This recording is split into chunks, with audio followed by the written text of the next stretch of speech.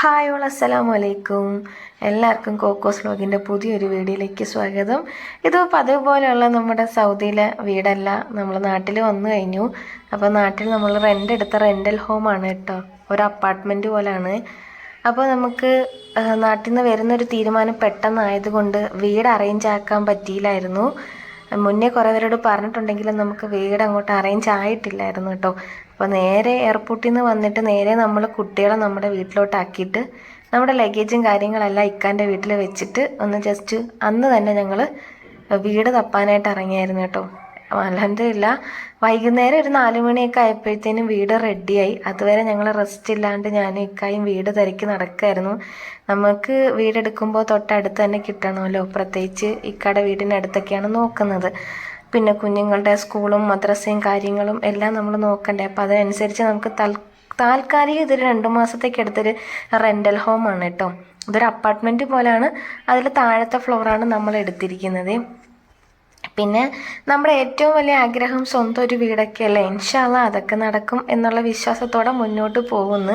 പിന്നെ ഞങ്ങൾ വന്നപ്പോൾ തന്നെ ഇക്കാൻ്റെ വീട്ടിലും എൻ്റെ വീട്ടിലും പ്രത്യേകം പറഞ്ഞു ഇങ്ങോട്ട് വാ എന്ന് അവരെല്ലാവരും വിളിച്ചു. പക്ഷെ ഞങ്ങൾക്ക് ഇഷ്ടം, പ്രത്യേകിച്ചും ഞങ്ങളുടേതായ ഒരു സ്പേസ് ഞങ്ങൾക്ക് എപ്പോഴും ഭയങ്കര ഇഷ്ടമാണ്. കുട്ടികളുമായിട്ട് ഇങ്ങനെ ഒരുമിച്ചിരിക്കുക, അതുപോലെ തന്നെ ഞങ്ങളുടേതായ ഒരു സ്പേസ് ഞങ്ങൾക്ക് ഭയങ്കര ഇഷ്ടമാണ് കേട്ടോ. അതുകൊണ്ടാണ് പിന്നെ അങ്ങോട്ടൊന്നും താമസിക്കാൻ പോവാണ്ട് ഞങ്ങൾ റെൻ്റലായിട്ടൊരു ഹോം എടുത്തത്. അപ്പം ഫർണിച്ചറൊന്നും ഞങ്ങൾക്ക് ഇല്ലായിരുന്നു. ഉള്ളത് കുറച്ച് ഫർണിച്ചേഴ്സ് ഉണ്ടായിരുന്നു.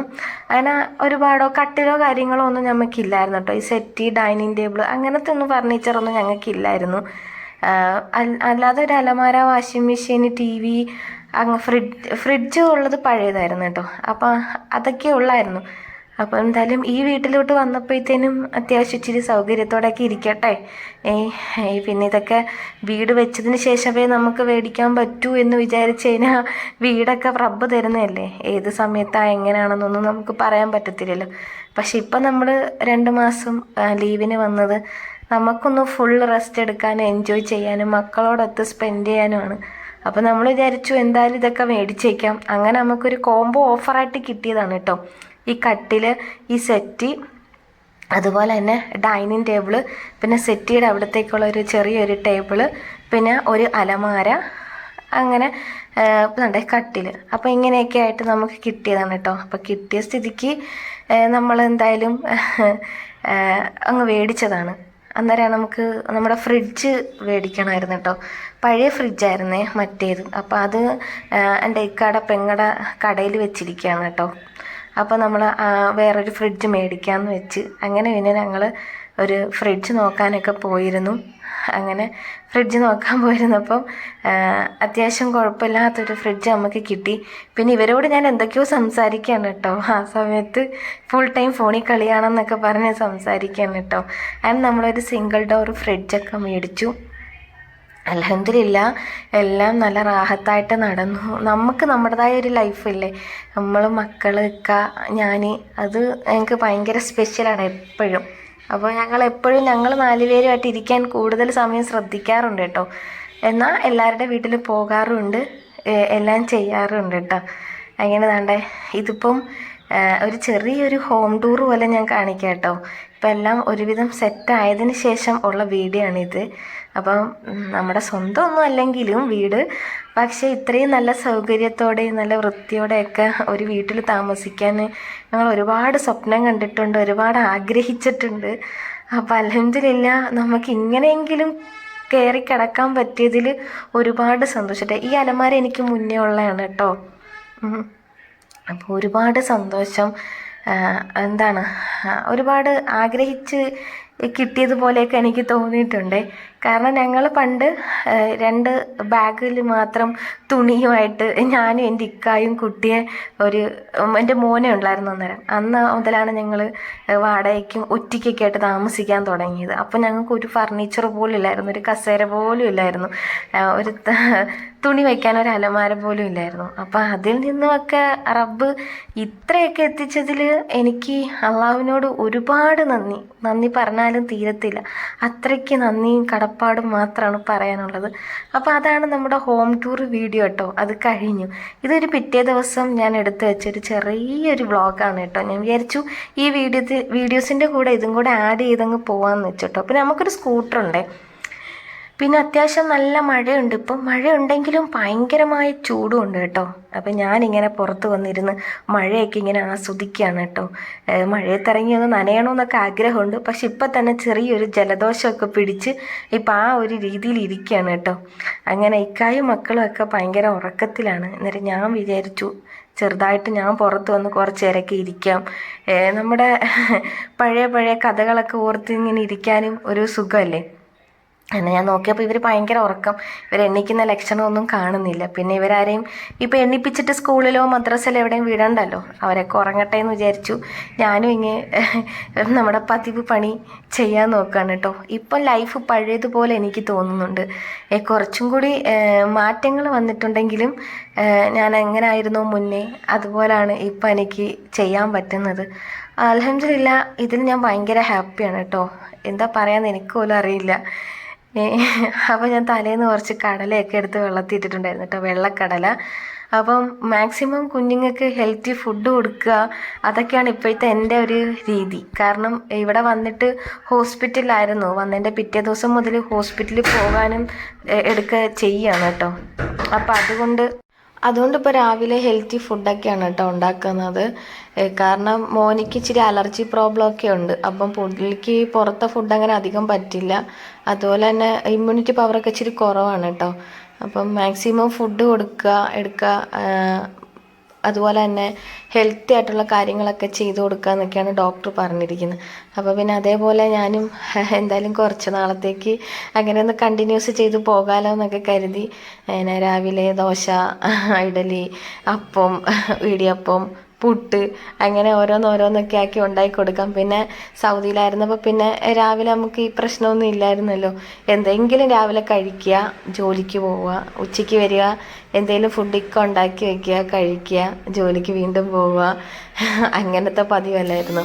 അപ്പോൾ ഇപ്പം എന്തായാലും അതിനൊക്കെ ഒരു മാറ്റം വന്ന് വീണ്ടും പഴയ പോലെയുള്ള ആ ഒരു സ്റ്റൈലിലോട്ട് വന്നിട്ടുണ്ട്. അങ്ങനെ രാവിലത്തെ ബ്രേക്ക്ഫാസ്റ്റൊക്കെ ഉണ്ടാക്കുകയാണ് കേട്ടോ. ഈ വെള്ളക്കടല കഴിച്ചിട്ട് കുറേ നാളായി. അപ്പോൾ പിന്നെ വെള്ളക്കടല വെച്ച് കടലക്കറി ഉണ്ടാക്കാമെന്ന് വെച്ചു. പിന്നെ തലേന്ന് ഉഴുന്നും പച്ചരിയും ചോറും ഒക്കെ ഇട്ട് ഇങ്ങനെ ആട്ടി ഇങ്ങനെ ദോശയൊക്കെ ചുടുക എനിക്ക് ഭയങ്കര ഇഷ്ടമാണ് കേട്ടോ. ദോശയൊന്നും എനിക്ക് പണ്ട് ഇഷ്ടമല്ലായിരുന്നു. പിന്നീട് എനിക്ക് ദോശ ഭയങ്കര ഇഷ്ടമാണ് കേട്ടോ. ഞാൻ വെള്ളയപ്പമാണ് എനിക്ക് ഏറ്റവും കൂടുതൽ ഇഷ്ടപ്പെട്ടുള്ളത്. പക്ഷെ ഇപ്പോൾ വെള്ളയപ്പം അങ്ങനെ ഞാൻ ഉണ്ടാക്കാറില്ല. അന്നേരം ഇപ്പം ഈ പാനൊന്നും ഇല്ലായിരുന്നു കേട്ടോ. ദോശപ്പാനൊക്കെ ഞാൻ ഇപ്പോൾ വന്നപ്പോൾ മേടിച്ചാണ് കേട്ടോ. അപ്പോൾ അതിൻ്റെ ലിങ്ക് ഞാൻ വേണമെങ്കിൽ കൊടുത്തേക്കും കേട്ടോ. അത്യാവശ്യം നല്ല ക്വാളിറ്റി ഉള്ളതാണ് കേട്ടോ. വലിയ വിലയൊന്നും ആയിട്ടില്ല. അങ്ങനെ പിന്നെ ദോശയൊക്കെ ചുടുവാണ്. അപ്പം ദോശയായാലും ഇവിടെ അധികമൊന്നും ആർക്കും വേണ്ട, 3-4 വെച്ചിട്ട് മതി. പിന്നെ ഞാൻ കുറച്ച് കൂരകം തലേദിവസം വെള്ളത്തിലിട്ട് വെച്ചിട്ടുണ്ടായിരുന്നു കേട്ടോ.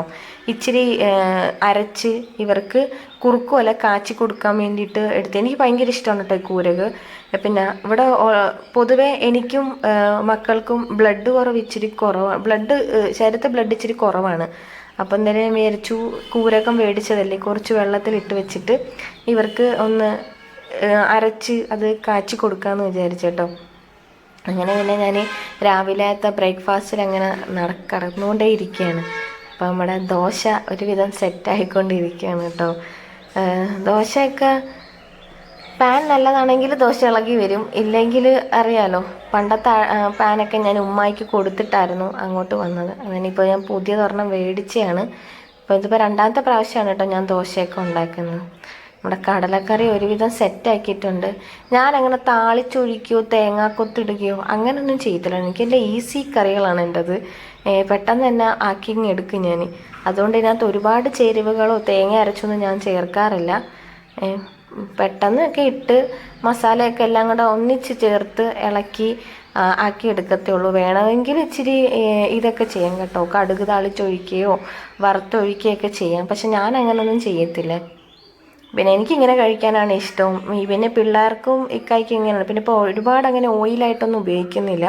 കാരണം സൗദിയിൽ നിന്നപ്പോൾ ഒരുപാട് ഓയിൽ ഉപയോഗിച്ചു ചെറിയ കൊളസ്ട്രോള് പിടിപെട്ടിട്ടുണ്ടായിരുന്നു. അപ്പം അതൊക്കെ ഒന്ന് മെയിൻറ്റെയിൻ ചെയ്യണമെങ്കിൽ ഇനി ഓയിലൊക്കെ ജസ്റ്റ് ഒന്ന് കുറച്ചൊന്ന് കുറയ്ക്കാം. നമുക്ക് ഒട്ടും കുറയ്ക്കാതിരിക്കാൻ പറ്റില്ല, എന്നാലും ഒരു പൊടിക്ക് ഒന്ന് കുറയ്ക്കാമെന്ന് ഇങ്ങനെ വിചാരിച്ച് അങ്ങനെ എല്ലാത്തിലും മാക്സിമം ഓയിലൊക്കെ ഒന്ന് ഒഴിവാക്കാമെന്ന് വെച്ചിരിക്കുകയാണ് കേട്ടോ. അങ്ങനെ രാവിലെ ഇത്രയും നേരമായിട്ട് അവരാരും ഒന്നും എണ്ണീറ്റിട്ടൊന്നും ഇല്ല. ഇടയ്ക്കിടയ്ക്ക് ഞാൻ പോയി നോക്കുന്നുണ്ട്, ഞാൻ വിളിക്കുന്നുണ്ട്, എണ്ണീക്ക് പല്ല് തേക്കണ്ട, എന്നൊക്കെ പറഞ്ഞിട്ട് ഞാൻ വിളിക്കുന്നുണ്ട്. പക്ഷെ ആരും അങ്ങോട്ട് എണ്ണീറ്റ് വരുന്നില്ല. പിന്നെ കിടക്കട്ടെ, അപ്പം എവിടെയും പോകാനൊന്നും ഇല്ലല്ലോ എന്ന് വിചാരിച്ചിട്ടു ആദ്യം ഞാൻ ഈ കൂരകവേ വലിയ ജാറിനകത്തൊന്ന് അരച്ചു നോക്കി കേട്ടോ. പക്ഷേ നടക്കുന്ന നിശ്ചയമില്ല, അരഞ്ഞു വരുന്നില്ലായിരുന്നു. ഏറ്റവും അവസാനം വീണ്ടും ഞാനിത് കുഞ്ഞു ജാറിലേക്ക് മാറ്റി എടുക്കേണ്ടി വന്നു കേട്ടോ. കാരണം ഇതിൽ ക്വാണ്ടിറ്റി കുറവാണല്ലോ, അന്നേരം വലിയ ജാറ് പറ്റില്ല. അങ്ങനെ പിന്നെ ഞാൻ കുഞ്ഞു ജാറിനകത്താക്കിയിട്ട് അതിനകത്താണ് പിന്നെ അരിച്ചെടുക്കുന്നത് കേട്ടോ. ഈ അലൂമിനിയം പാത്രം ഉണ്ടല്ലോ, ഞാൻ 2 ദിവസം മുമ്പ് പുറത്ത് ഇങ്ങനെ ഞങ്ങൾ കൊല്ലം വരെ പോകണമായിരുന്നു. പോയി തിരിച്ചിങ്ങനെ വന്നപ്പം വഴിയോരത്ത് കച്ചവടം ചെയ്യുന്ന കണ്ടപ്പോൾ കുഴപ്പമില്ല, നല്ല അലൂമിനിയം ആയിട്ടൊക്കെ തോന്നി. ഇവിടെ വന്ന് കഴുകി കഴിഞ്ഞപ്പോൾ ഈ വെള്ളത്തിൻ്റെ പാടിങ്ങനെ വന്നപ്പോൾ ഇതിന്മേൽ വെള്ളപ്പാണ്ട് പോലെ ഇങ്ങനെ ഇരിക്കുകയാണ് ഇപ്പോൾ പാത്രം. പക്ഷെ പാത്രത്തിന് നല്ല കട്ടിയൊക്കെ ഉണ്ട് കേട്ടോ, പക്ഷെ വെള്ളപ്പാണ്ട് പോലെ ഇരിക്കുകയാണ്. അങ്ങനെ പിന്നെ വേണ്ടേ കൂരകമൊക്കെ നമ്മൾ അരിച്ച് ആക്കിയിട്ടുണ്ട്. നമ്മൾ കുറച്ച് പാലും കൂടി ചേർത്താണ് കേട്ടോ കാച്ചുന്നത്. അന്ന് ജസ്റ്റ് ഒന്ന് കുറുകി വരുമ്പോഴാണ് ഞാൻ പാല് ചേർക്കുന്നത്. ചിലർ പാല് ചേർക്കാതെയും കൊടുക്കും, ചിലർ പാല് ചേർത്തും ഉപയോഗിക്കും കേട്ടോ.